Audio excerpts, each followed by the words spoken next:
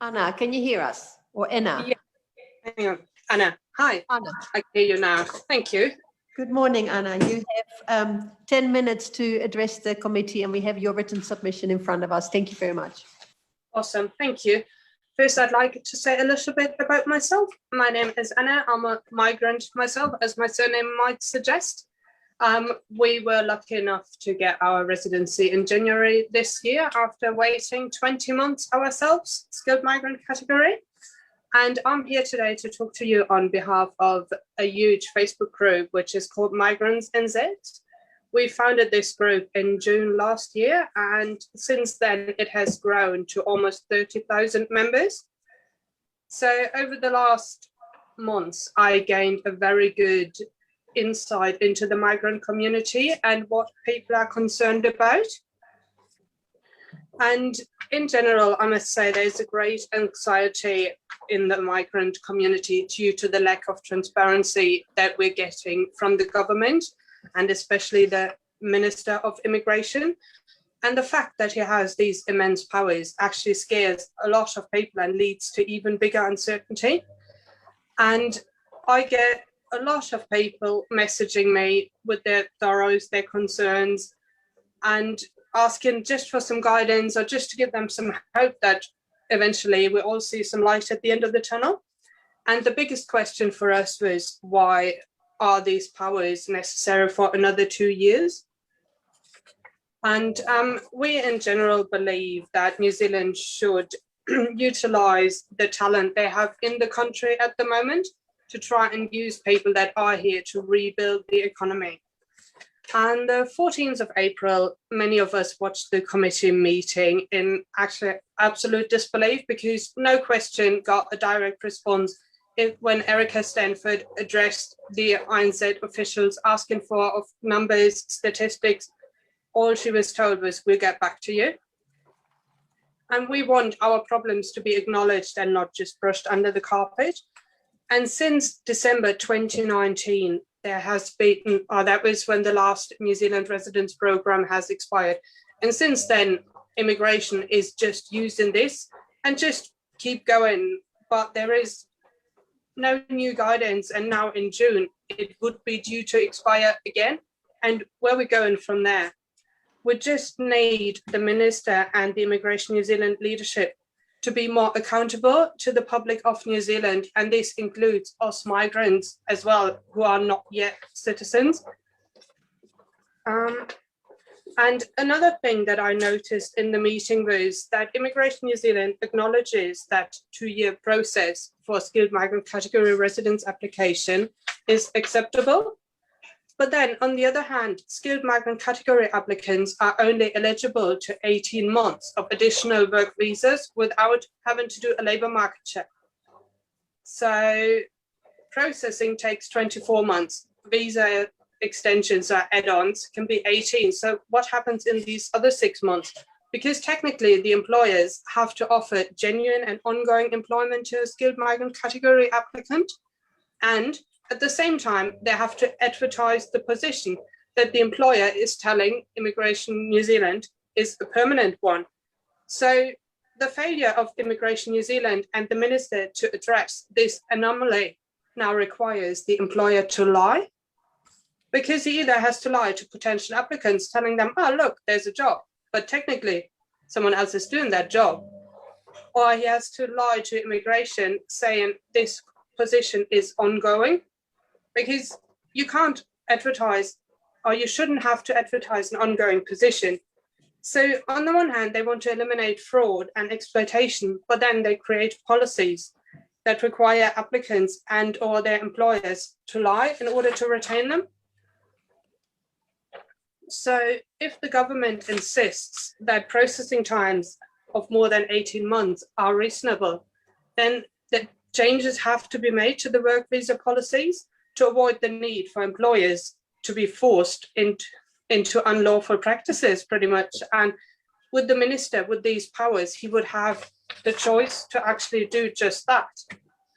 And when reading the immigration bill, so Act 2009 section 401A allows for the suspension of applications and expression of interest for certain types of visas for people outside of New Zealand. And this is to mitigate the effects of COVID-19. But in practice, what's happening is different, because all expression of interests are suspended until further notice. And we believe that this regulation is in place due to the government's failure to agree on a new New Zealand residence programme. But that's not clear to the public. And the licensed immigration advisors that I have spoken to, they can't explain this either. So we believe the bill needs a section added that clearly states that it will not negatively affect migrants in New Zealand that try to gain residency. And COVID is no justifiable reason to deny people in New Zealand the opportunity to become residents.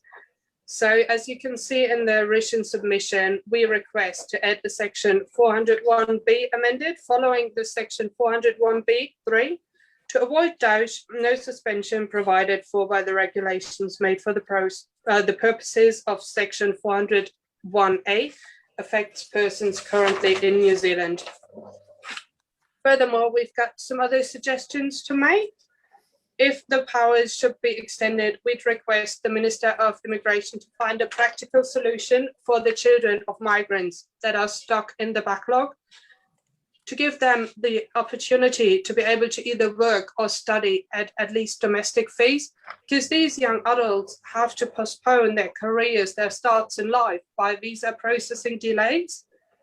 And this should not happen. We also want to remind you of a situation where an email was wrongly sent to people claiming or telling them they got a visa extension, to then backtrack on this, telling them, oh, sorry, we sent this email by accident, you shouldn't have received this, which then resulted in some of these people becoming unlawful in New Zealand. Also in December, I believe around the 20th, when the most recent 6-month extension was announced, people until today, not everybody who should have got this extension actually received an email confirmation, or their online system hasn't updated yet. So these people have lost their jobs, struggled with employment, with bills, because there's no record, even though they could show, yeah, it says on the immigration website, we have that. And when calling the call center, people were told you can't work, whereas they should have been able to, because what's the point in extending visas, work visas, when you can't work? So in this case, we recommend for the minister to use his powers if unintended consequences occur that might disadvantage migrants, to actually step in and solve these. And to help with this, another suggestion would be to instate a governing body, but the minister has to report to if he wants to use these powers, because this would help handle the anxiety in the migrant community and give some more certainty about these potential consequences as well. And we'd also like to see more families being reunited. I know Monday was the first step, but why pin twice the median wage on which families should get reunited? So only rich people should be with their families. I personally, I don't get it. We don't earn that much. We would not have qualified. And it just breaks my heart for these people to just think, if I would earn an extra $10 an hour, I could see my family. I personally think this is extremely wrong. Thank you, Anna.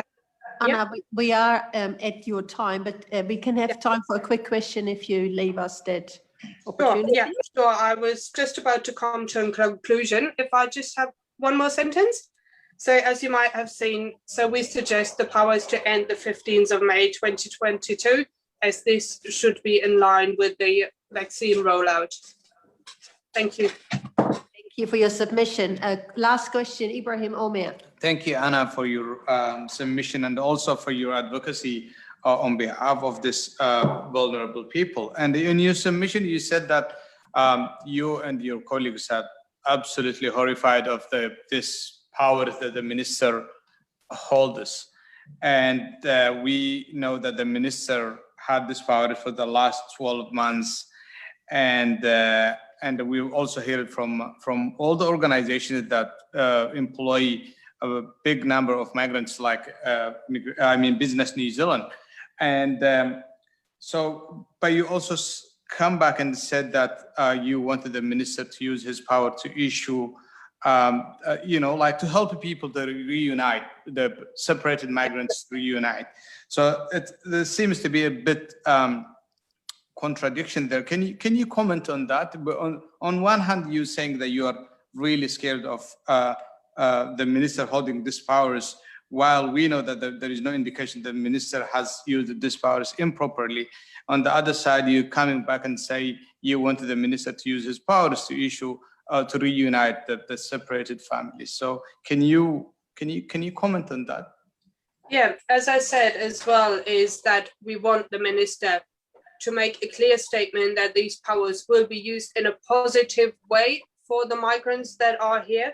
If you look again at what we would recommend to add on, to avoid doubt, no suspension provided for by the regulations made for purpose of section affect persons currently in New Zealand, so that that people here aren't negatively affected, and we just want more transparency. I think this is the main issue, that it's just, we don't know. I mean, yes, of course, it's a governing department, but we just don't know what's going on behind closed doors, and any day something can happen.